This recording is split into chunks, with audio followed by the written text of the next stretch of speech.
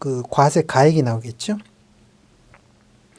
그 중간에 비과세 재산 중에 보시면 뭐 축하금 이런 거 빼 있죠. 그래서 예를 들어서 결혼을 하게 되면 축의금을 받잖아요. 그렇죠. 50만 원 이하 이런 것들은 다 빠집니다. 그렇죠.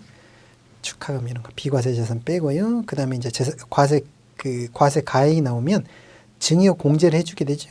배우자가 6억이나 굉장히 늘었죠. 6억. 그 다음에 직계 비속 그렇죠. 성년이면 5천, 미성년이면 2천 뭐 이렇게 빼겠죠. 이런 것들을 공제액을 빼주고요. 과세 표준이 드디어 나오겠죠. 그러면 그 과세 표준에 세율을 곱하는데 세율은 상속 세율과 똑같다고 말씀드렸죠. 상속 세율과 같다. 세율을 곱하면 이제 세금이 나올 거고 거기에서 세액공제 뺄 거 빼고 자진 신고를 하게 되면 3% 빼주잖아요. 이런 거 빼고 이제 세금을 납부하면 되겠죠.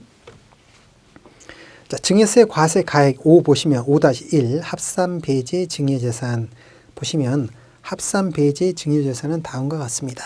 그래서 왜 배제하느냐 보시면 개별 건물로 따로 과세를 하기 위해서 빼주는 거예요. 빼준다고 좋은 게 아니라 5-2 보시면 재차 증여재산의 합산 과세가 나오죠. 그렇죠. 동인으로부터 수혜에 걸쳐 증여를 받는 경우 10년 동안 이거는 합산한다고 그랬죠. 그렇죠. 왜냐하면 증여세를 이제 누진 그렇죠. 30억 넘으면 50%잖아요. 이런 걸 막기 위해서 막 쪼개서 하는 걸 막기 위해서 10년 동안 한 거는 합산해서 한다는 거죠. 그래서 10년 단위로 증여하는 플랜을 짜야 되는 거고. 이때 중요할 게 있습니다. 박스 위에 배우자는 동인으로 본다는 거예요. 그래서 엄마 아빠가 주는 거는 합산해서 한 사람이 주는 것처럼 계산을 한다는 거고 실제 그 밑에 사례 문제가 나와 있죠.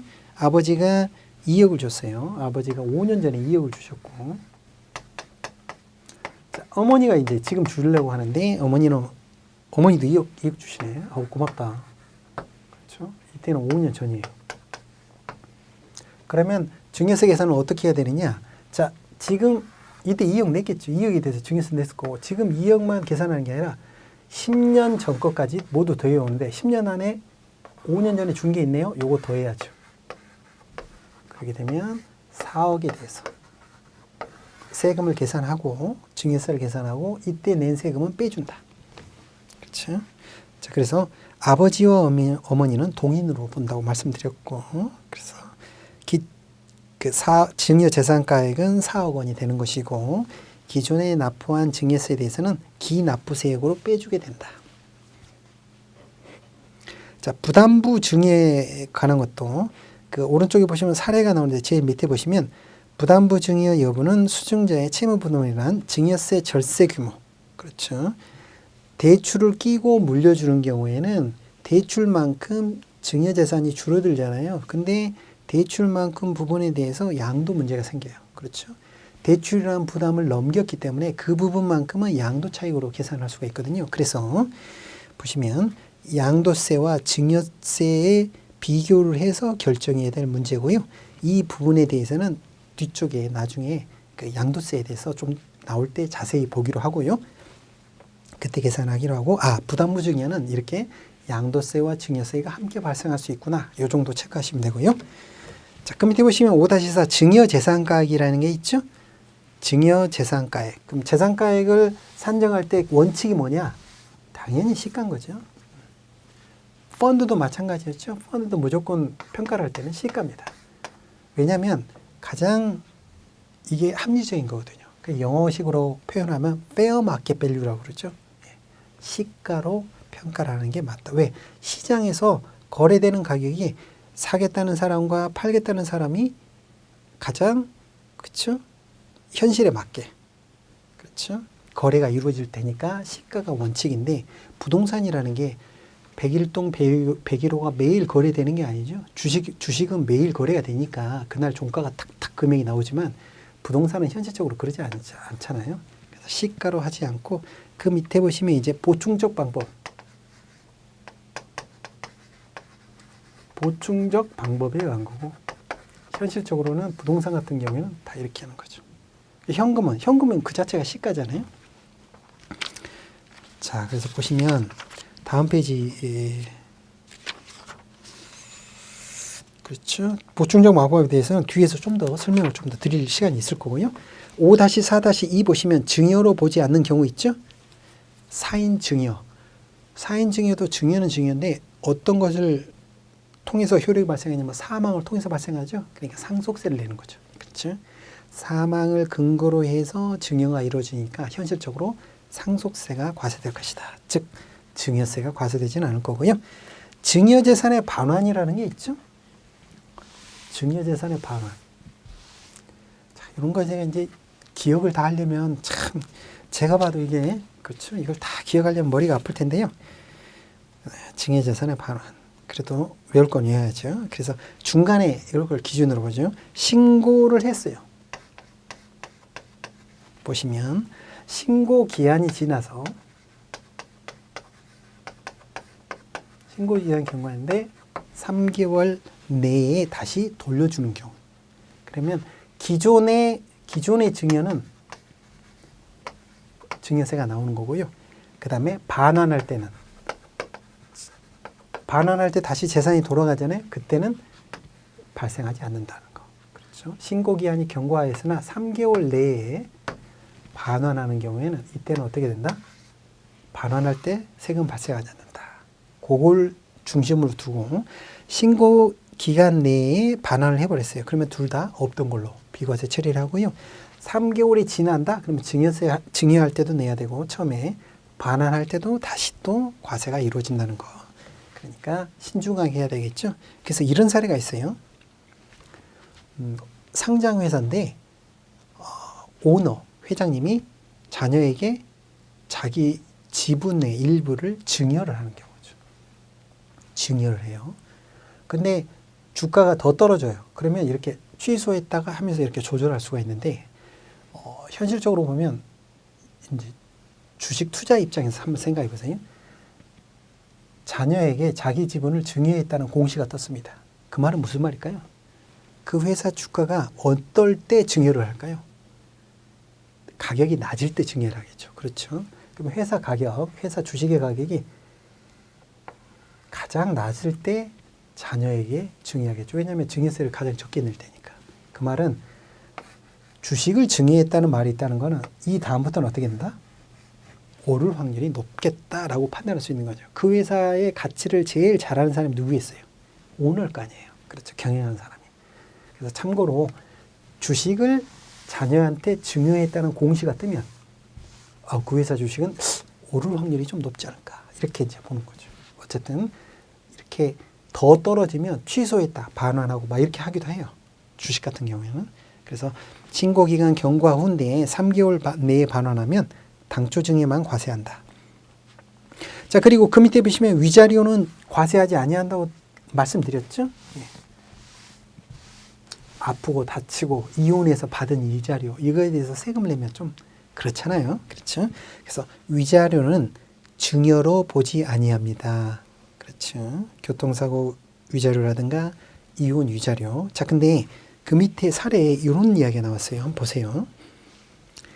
이렇게까지 디테일하게 시험은 안 나올 수 있는데 우리가 실생활에도 중요한 거니까 이혼을 하고 남편으로부터 토지를 받았어요. 그렇죠? 현물로 받은 거죠. 현물로 받은 경우에는 어떤 문제가 생기냐? 자, 일단 위자료로서 토지를 받았습니다. 그렇기 때문에 그 자체에 대해서 그 증여세가 나오진 않는데 토지를 현물로 줬기 때문에 양도소득세가 발생할 수는 있어요. 그렇죠?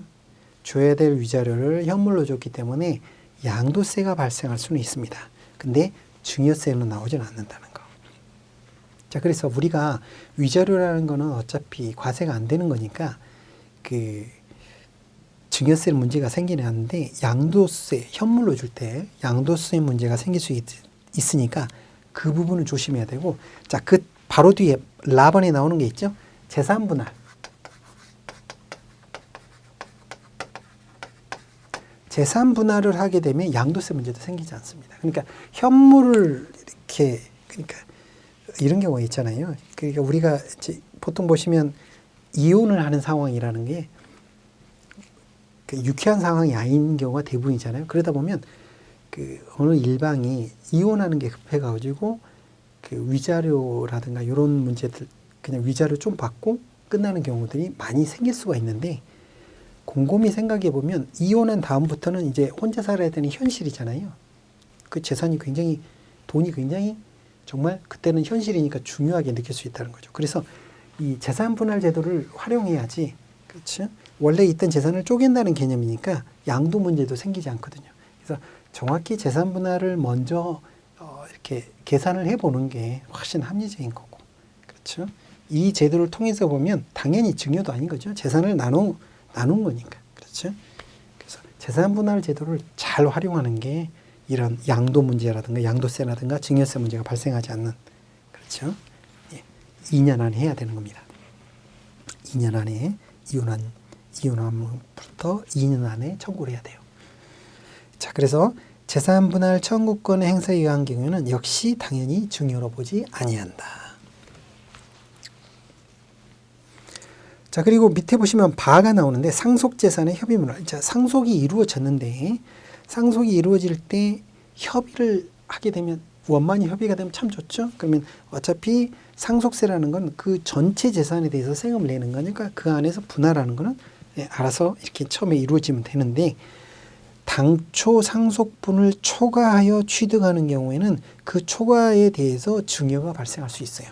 그 사례가 다음 페이지 보시면 나오죠. 다음 페이지 보니까 자, 그 갑돌 씨의 사망으로 이제 재산이 나눠졌는데, 자, 예를 들어서 배우자가 토지 4억을 가졌어요. 토지 4억이 있었는데 장남이 주택을 가져갔는데 그게 3억짜리였다는 거죠. 원래 어머니가 가지시고 장남이 가졌는데 요거를 바꾸기로 했네요. 그렇죠. 그래서 바꾸는 경우 어떻게 되느냐? 나는 3억짜리를 포기하고 4억짜리를 다시 받는 거죠. 그렇죠? 협의가 그렇게 됐는데 그렇게 되면 실질적으로 얼마 늘어나죠? 1억이 늘어나는 거죠. 1억에 대해서 뭐다? 증여 문제가 생긴다는 거죠. 그렇죠? 그래서 장남이 3억을 주고 4억짜리를 다시 받아왔으니까 1억에 대해서 증여 문제가 생길 수 있다. 자, 그렇게 보시면 되겠네요. 증여세를 내야 된다. 어려운 거 아니고요. 자, 5-5 보면 이제 세법상 증여로 보는 거 해가지고 엄청나게 뭐가 나오죠? 그 중에서 시험 목적상 우리는 두 번째 보험금의 증여, 그다음 세 번째 저가 고가 양도, 요 특히 이제 3번 저가 고가 양도는 계산 문제도 종종 나오니까 요거에 좀 집중해서 이제 설명을 드리고 나머지는 이제 한 번씩 그냥 시간 나실 때 한번 읽어보시면 되실 것 같아요. 자, 참고로 보시면 이제 그 7번에 증자시의 증여라는 게 있죠. 그 시험 목적은 아닌데요. 예를 들어서 어떤 회사를 예를 만들었다고 보죠. 그렇죠? 어떤 자동차 회사인데요. 이 자동차를 이제 실어 날라야 될 거 아니에요. 그러면 자동차 실어 나르는 회사를 만들었어요. 처음에는 이제 증여세가 비싸잖아요. 그래서 이제 지분의 4분의 1만큼만 가지고 있었죠. 나머지는 다른 계열사들이 이제 지분을 가지고 있었죠. 이 회사가 이제 자동차를 실어 나르다 보니까 당연히 이 회사 위주로 이제 하청을 주잖아요. 그러니까 이 회사가 이제 가치가 계속 커지는데 이제 어느 정도 되면 이게 증자를 하게 됩니다. 증자를 하는데 이 세 회사가 증자에 참여하지 않는 거죠. 그렇죠? 그렇게 되면 이제 이 지분이 나중에 이렇게 되는 거죠. 증자에 참여 안 하게 되니까 추가로 증자를 하게 되면서 어떻게 돼요? 예, 아들의 지분이 굉장히 커지는 거죠. 그럼 이 회사의 가치는 실질적으로 이렇게 이제 커져 있는 거죠. 그 중에 이런 지분을 갖고 있는 게. 그래서 이 가치가 더 커진 회사에 증자를 참여 안 했잖아요. 실질적으로 손해를 보는 거죠. 그런 것들도 계산하겠다는 거예요. 증자 시의 증여. 실질적으로 이런 방식을 통해서 회사를 많이. 그래서 이제 이 지분을 일부를 팔아. 그럼 현금이 생기죠? 그러면 이제 즉 오너 회사, 본 회사의 지분을 더 사들이는 거죠. 왜냐하면 그 회사 지분이 더 많아져야 돼. 안정적으로 경영을 할 때니까. 그러려면 그 돈을 살 돈을 어떻게 만드느냐 이런 식으로 만드는 거죠. 그래서 실권주, 그렇죠? 주식을 증자할 때 더 받을 수 있는 권한이 있을 텐데 그거를 포기함으로써 생기는 것, 그렇죠. 실권주에 관한 것들, 이런 것들 때문에 증여세 문제들이 생길 수도 있겠구나. 10번에 보시면 전환사채 같은 논리죠. 회사에 CB를 발행하는데, 그렇죠. 미리 CB를 찍어놓고, 그렇죠. 일정 금액으로 주식을 인수할 수 있는 권리를 발행해 놓고 그 회사 가치를 이렇게 계속 늘어나는 거죠. 그 회사 가치가. 그러면 이제 들어와서 자기 지분을 늘리는 경우죠. 이런 것들. 11번 초과배당. 그 초과배당에 관한 것들을 이제 다니다 보니까 초과배당 이야기를 많이 하고 있거든요. 가령 예를 들어서 배당을 하는데 일주에 따라서 똑같이 배당해야 되는데 이걸 달리할 수도 있단 말이죠. 그게 불법은 아니에요. 달리할 수가 있어요. 특정인에게 배당을 더할 수가 있는 거죠. 불균형 배당을 할 수가 있는데 그런 것들을 통한 것도 역시 실질적으로 더 주는 셈이잖아요. 이런 것도 이제 증여 문제가 발생할 수 있겠구나. 13번 비상장 주식의 상장. 그렇죠. 비상장 주식의 가치를 키워서 이제 나중에 상장하게 되고. 자, 이런 것들 쭉 나오죠. 이런 것들이 전부 다 세법이 이렇게 더 발전한 거구나. 자, 시험 목적상 5-5의 2 보험금의 증여 이 부분을 주로 살펴보겠습니다. 앞서도 한번 나왔던 건데 수취인과 납부자가 틀린 거.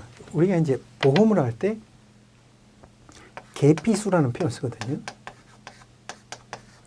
계약자, 피보험자, 그다음에 수익자. 계약자라는 게 뭡니까? 보험료 내는 사람이에요. 쉽게 말하면. 그리고 수익자는 보험금을 받을 사람인 거죠. 피보험자는 보험의 대상이 되는 사람이죠. 생명보험이다 그러면 돌아가셔야 될, 피를 묻혀야 될 사람이죠. 그렇죠? 만약 돌아가셔야 될 분이 돌아가시게 되면 보험사고가 발생하는 거고 그 계약자가 낸 보험료에 의해서 발생된 보험금이 누구한테 간다? 수익자한테 가는 거고 계약자와 수익자가 같을 수도 있고 틀릴 수도 있다라고 말씀드렸고 계약자와 수익자가 같은 경우에는 증여, 상속 문제가 발생하지 않는 근데 계약자와 수익자가 틀릴 때는 증여, 상속 문제가 발생할 수 있다라고 말씀을 드렸죠. 그래서 보험금 수취인과 보험료 납부자가 다른 경우에는 증여 문제가 생기는 것이다. 밑에 보시면 사례가 나오죠. 자, 종신형 연금인데요. 연금. 계약자는 누구예요? 부모님, 남편, 즉 아버지인데 수익자가 아들로 돼 있어요. 그렇죠. 내가 연금보험을 납입하는데 누가 받아가요? 아들이 받아가는 거예요. 틀린 경우죠. 이런 문제는 증여가 발생한다는 거죠. 논리적으로도 맞겠죠. 내가 불입하고 내가 받아가요. 그러면 증여 문제가 생기지 않는데 불입은 아버지가 했는데 아들이 받아가네. 이런 상황은 당연히 증여 문제가 생겨야 되겠죠. 그렇죠? 방가로 2번도 마찬가지죠. 이거는 좀 더 복잡하게 구성을 했네요. 남편이 불입을 하고 누가 돌아가셨을 때 아내가 돌아갔을 때 그렇죠? 사망했을 때 피보험자가 처로 돼 있으니까 그때 사망보험을 누가 받는다? 아들이 받아간다. 그렇죠? 예. 구조는 마찬가지예요. 구조는 복잡해져도 결국 계약자와 수익자가 틀리면 증여 문제가 생긴다는 겁니다. 그렇죠? 그리고 참고로 종신형 연금보험이라고 되어 있죠. 이게 이제 정기금이라는 건데 정기적으로 받는 거. 그러니까 이제 만약에 보험금을 받을 상황이 됐는데 이거 한꺼번에 받으면 심플한데 요걸 나눠서 받는 조건의 보험이다. 그러면 평가를 해서 해와야 되잖아요. 지금 받을 돈이 아니라 미래에 받을 돈들을 쭉 어떻게 할인해서 더해와서 그 가치를 가지고 증여세를 내야 될 텐데 그 할인해서 계산해오는 할인율이 과거에는 이게 제 생각에 10%대도 있었는데 지금은 3.5% 떨어졌습니다. 많이 떨어졌죠? 이걸 정기금 평가라고 해요. 그럼에도 불구하고 할인해서 더해오는 거니까 그래도 실제 받는 것보다는 평가가 적게 되는 거죠. 의미가 있는 거예요. 나중에 이제 실무에 가시게 되면 이런 것들도 굉장히 따져보면 이제 재밌는 일이 많이 생깁니다. 그렇죠? 자, 그래서 계약자와 수익자가 틀릴 때는 이런 부분을 꼭 고려를 해야 된다. 증여 문제가 생길 수 있는 거고.